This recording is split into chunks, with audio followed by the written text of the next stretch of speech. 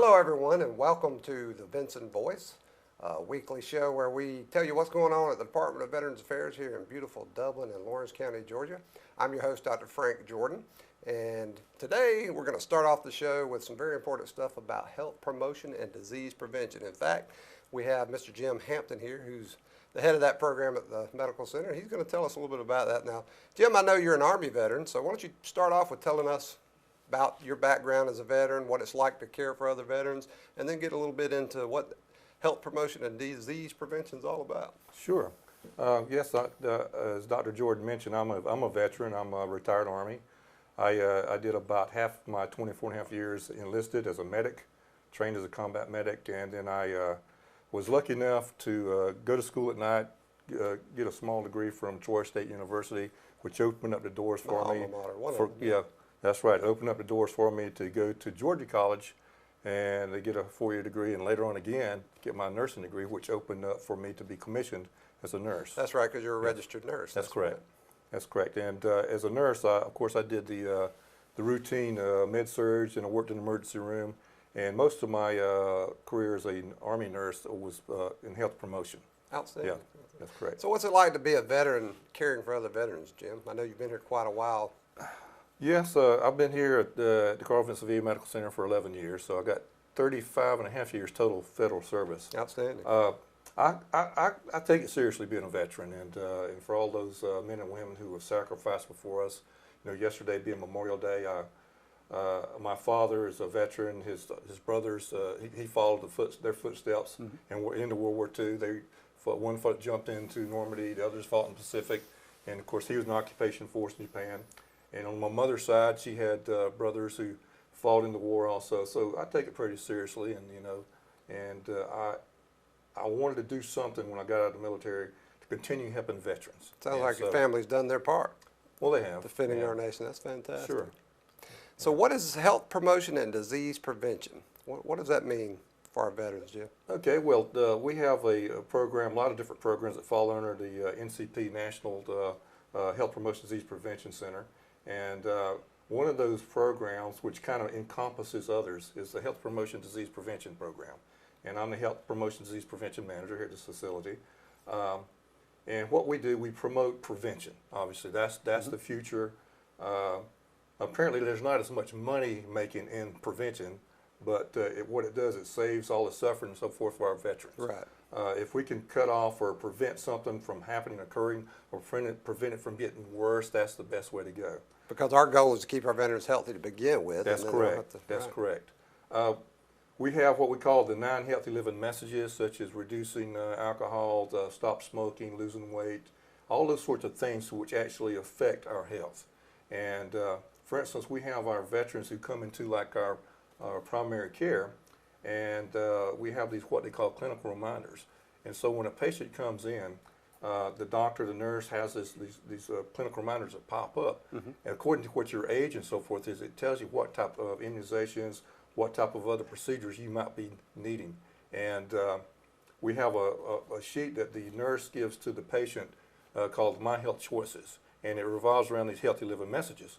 And so if a patient is interested in, say, for instance, losing weight, then that nurse, that doctor can send them to the MOVE program, which is another one of those programs. Outstanding program here, that's right. And so they can send them there to help them to lose weight and so forth. Right. So that's how it basically works. Now go back to the smoking thing, because I know I quit smoking when I was 19, and I was a 3-pack a day smoker. Right. I knew, even at that age, I didn't know a lot about the health risks, but I knew it couldn't be good, so I gave it up. And it turned out that's one of the best things I ever did for myself. Talk a little bit about how habitual smoking threatens our veterans' health and why it's so important to quit. Sure. Same thing. I was a smoker too. I smoked from 15 to 18, smoking about 2 packs a day. Right. And I had I guess a medical complicator that come up and made me change my mind. Well, that was in the military culture when we went through. That's right. Yeah, a lot of folks, a lot of veterans basically start smoking in the military because of the access. Right. And it's very important. Smoking is one of the biggest contributors, obviously, to heart disease and cancer. That's one of our number 1 or number 2 killers in this country. Right. And so if we can do anything to help them to break that habit, we do that. We offer a couple of programs here. I teach the VTEL class on every Friday at 1:30. I sit here in this facility, and my class goes out to the C box, the community video, outpatient. right? That's right. And so the patients sign up there, and they can see me teach the class and give them my guidance and so forth, tell them about meds and other resources we have. Right. And here at this facility, we have Mrs. Sierra Tillman, RN, mental health nurse. She teaches the walk-in classes on Wednesdays. Right. So they don't have to have an appointment. They just walk in, show up. She teaches basically the same class I do. True. And refers them to the provider to get their medications and so forth. Now, it's good to know we're doing it on video, too, because telehealth Yes. is another cutting-edge thing we're doing at VA That's to try exactly to right. reach all our. Yeah. Now, another thing about the tobacco cessation I found out, I knew that it tied into potential cancer and even heart rate. I did not know until recently that habitual smoking could actually make diabetes worse, and diabetes is a big problem. Yeah, that's right. Because whenever you smoke cigarettes, what you do, you're inhaling carbon monoxide, Right. and also the nicotine that you find in cigarettes is what we call a vasoconstrictor, Right. and so it makes blood vessels smaller. And then carbon monoxide. That's why it can cause emphysema, I guess. That's right. Well, all the tars and so forth Sure, cause the emphysema. But the vasoconstrictor means it reduces the size of your blood vessels where they can't get oxygen. Also, the carbon monoxide, what it does, it displaces the oxygen carrying capacity of the red blood cells. Good. So again, you're not getting the oxygen to your vital organs. And like wound care, for a smoker, it takes them longer to, overcome That's the right. wounds. That's right. It's just a host of things that That's the right. smoking. That's right. So the basic message is, Jim, we want our veterans to quit smoking, lose some weight, Absolutely. start exercising, and big thing is we want them to consult with us because we've got a lot of great programs that will help them Exactly. make their quality of life much better, right? Absolutely. Well, Jim, we want to thank you for being here. Thank you for your service in the Army, and thank you for the message, all the good work you're doing for our veterans. Yes, sir. And we'll be right back in just a few minutes with the Vinson Voice.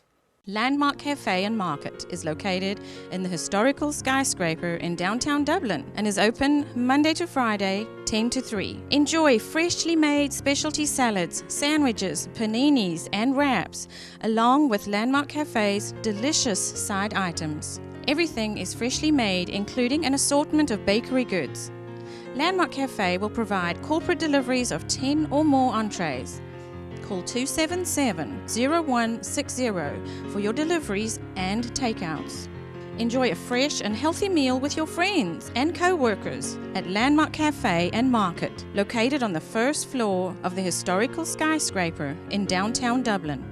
We hope to see you soon. Hello, everyone, and welcome back to the Vinson Voice. Next, we have with us, because it's post-traumatic stress disorder, PTSD month in June, we have one of our professionals here from our mental health service, Dr. Ashley Miles, who's going to talk about PTSD month and some other things related to mental health and what we do to care for veterans and their mental health needs at the VA. So, Dr. Miles, welcome. Thank you. Glad to have you here. Thank you for having me. Tell us PTSD month. Now, I think a lot of people know how PTSD is impacting the lives of veterans and their families, but tell us a little bit about exactly what veterans are dealing with when they have this condition and what we're doing to help them with it. Well, I think a lot of times people know that something is different and family members can say something's different, but they don't know what it is or how to get treatment for it. So one big thing that we do is educate on how the trauma can lead to disturbances in sleep, irritability, problems with work, problems with family. So a big component of what we do is education and educating them on the services that are available, the treatments that are available for PTSD. And so that's a big thing that we want all of our viewers to know about is there's 2 evidence-based treatments for PTSD, both of which that we offer here at Carl Vinson, cognitive processing therapy and prolonged exposure. So we really try to educate that there are services available and that they are known to be effective to help reduce symptoms. And it's funny you mentioned education. I try to let all of our veterans and staff and everyone know that everything starts with education. We've got to get the message out. We've got to let people know what's available and what it entails if we're going to help our veterans and get their lives to where we want them to be, which is a quality of life that after their service that they can enjoy and go on. What now? How does PTSD? We know it affects veterans individually. How does it affect families? Well, if a veteran is suffering from PTSD and they're nervous to go out in public places, then they're not participating in their family activities. They're not going to graduations and soccer games. And They may have irritability that's leads to divorces and broken families. So I think it affects family members more than we probably realize. And if it does, even if it doesn't evolve into a dissolution of the family, it's still the quality of life is suffered, even if they stay together, if they don't deal with that PTSD issue.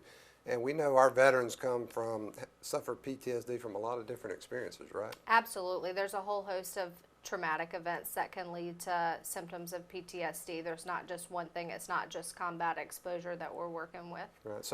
So during June, PTSD Awareness Month, we're going to be doing a lot of different things to try to get the word out, right? Yeah, we are. We're going to set up some tables around the hospital so that we can educate our patients that we have services available. We're going to each of the CBOCs to try to reach out to our veterans located near and far.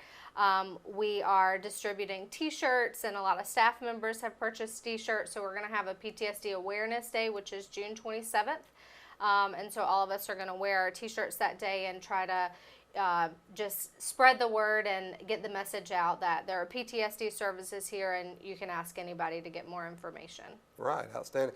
And we know that in the past there's been a stigma associated with this type of disorder, right? Mm-hmm. And overcoming that can be difficult because, you know, the history of our military services and our culture really has been these are tough folks, and they go out and do their job, and you don't talk about it. They used to call it shell shock back in World War II and before. Mm-hmm. You don't talk about these types of things, but we know it's critical that we talk about it, right? Absolutely. That's one message that I personally try to give to all of my patients. It is a really brave thing to come in for treatment, and these are really brave people that we're working with. And so we're just trying to redefine what bravery is. And coming in for treatment is not an easy task, and it takes a lot of bravery, but I think it's very imperative to their quality of life. And we have several veterans that, I know I've done a number of shows and different appearances where we have some of our veterans who suffered from PTSD go out and encourage other veterans to get that help. And do you think that's crucial that they hear from their fellow veterans that, hey, you know, I had it and I dealt with it and the VA can help? Absolutely. I mean, to hear from me, you know, a provider that you can get better from this doesn't carry as much weight as it would from a fellow veteran that has seen the benefit themselves. So fortunately, we have peer support on board that can help with sending that message. Like I said, we got some shirts for some of our patients that are currently receiving treatment and are getting benefit from that. So we're hoping that just by giving out those shirts, that'll encourage conversation. So when people see them wearing their PTSD shirt, maybe a fellow veteran will ask about it and they can share their experience. Now, peer support, touch on that just a little bit, because I know we use peer support in a lot of areas in VA, because we've learned that, again, a fellow veteran discussing these issues, I've been there kind of thing, and now I'm here to help you. So how does peer support work in VA with the PTSD process?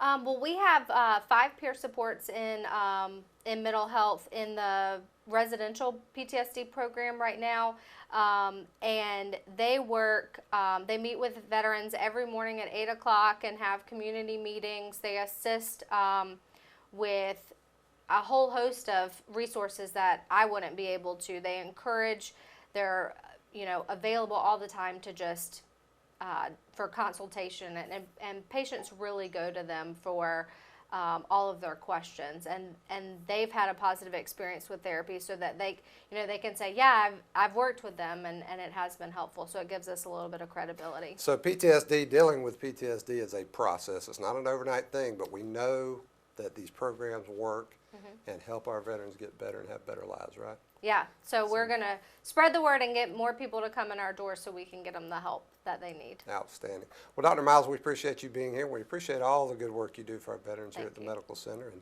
if you want to come back anytime and talk about PTSD or anything else related to mental health, we'd love to have you. So thank you so much. And we'll be right back in just a few minutes with more of the Vinson Voice.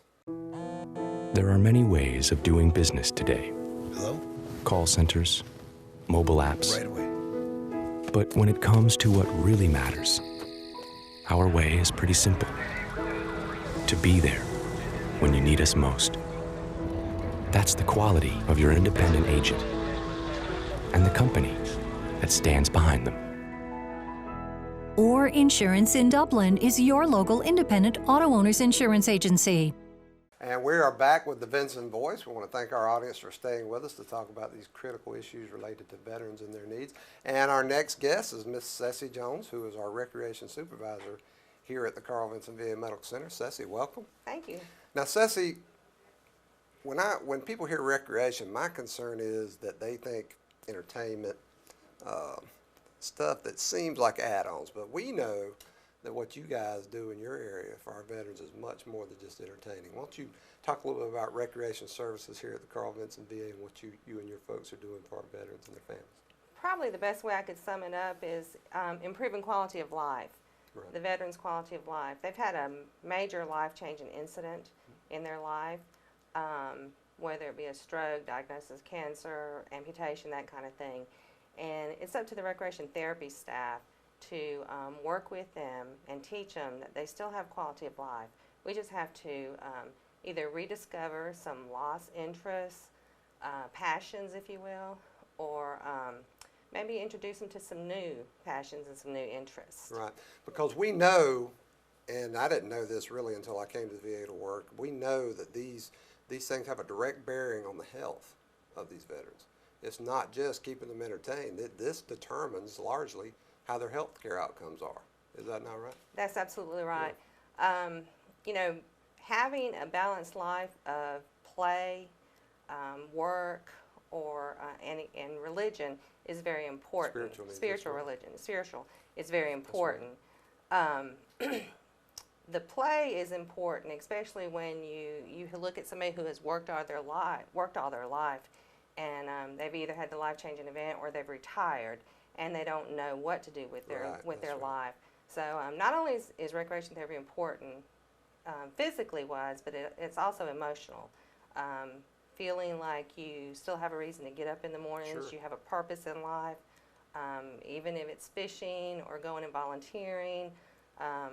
There's just a variety of ways to help people, you know, improve their life. And you and your folks are everywhere. I mean, I'll be going around the medical center or around town, and I hear some recreation folks from the VA, and it's amazing some of the things you guys get involved with. Talk a little bit about that. We know you have some events that come in, which we'll talk about in a minute, but you take our veterans to football games. Like you said, they go on fishing trips. It's just, you folks are everywhere. Right. Not only do we provide the services within the facility to the CLC residents and also to the DOM residents, but we also take them out in the community. Right. Getting back out in the community is very important to a lot of these veterans. They didn't learn how to spend their time wisely.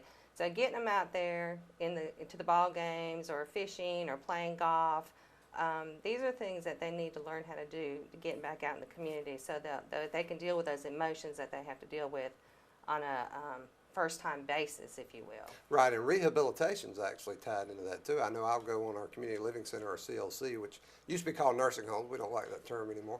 But I'll go on the CLC and I'll see some of your recreation professionals doing wheelchair exercises with the veterans, that kind of thing. So physical activities related to it too, right? Right, absolutely. We've recently started up a golf clinic where they go out in the community once every, I think it's twice a month now. And it doesn't matter if you're in a wheelchair or if you've lost a limb, if you had a stroke, they have the adapted equipment to teach these guys how to go out there and play golf and enjoy it. They're either learning it new or it's somebody who has a passion for it, but because of their illness or their disability, they're learning how to do it again and enjoy it. And I see our veterans outside with your team a lot of times. It was interesting to me to note that even though our veterans are suffering from dementia-related conditions, they'll be out sometimes driving one of our six-seater golf carts. And I wondered about that, and then I talked to one of your recreation folks and said, well, you know, they've driven all their lives, so it really perks them up to get out and drive and get some fresh air. So there are no stones left unturned. We try to give them that opportunity to experience everything they can and continue to enjoy their lives while they're here. Now, events. You guys are responsible for a lot of great events here at the Medical Center. Sunday I came in for the Three River Symphony Winds concert. It was fantastic. And we invited our local community into that. It was really good. So tell me about events and what we're asking our community to do to help us with that. We're always looking for new opportunities for the community to come in and provide things for the veterans. You mentioned the concert. We also recently had a local business provide a pancake breakfast to 2 of our units here the morning of Memorial Day, just yesterday.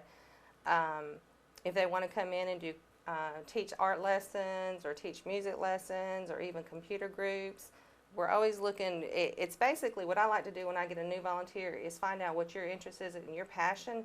If I'm using your passion, what you like to do, to integrate it into the program that we provide, I feel like you'll have a better results and you'll come back. You'll enjoy what you're doing and you'll come back. Right. So, you know, we can do it we can recruit volunteers on a group basis or an individual basis, either way. A lot of talent in the Dublin, Middle Georgia community. We've got Mr. Bill Mitchell that comes in and helps with arts and crafts. We've got a lot of generosity. I know Sonny's Barbecue has been coming in once a month to feed our veterans, and we had the Hunt Brothers Pizza was here recently to give away free pizza to the veterans. We thought that was just incredibly generous, and of course it was very popular. The guys loved interacting. So, Cesci, what kind of, are there any events in particular, any types of skills or entertainment we're looking for that might be particularly appealing to the veterans that folks could reach out to you about?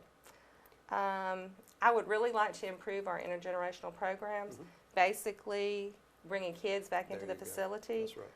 Especially in the CLC area. Kids just touch a different part, That's right. you know, in a That's person's heart. They awaken people.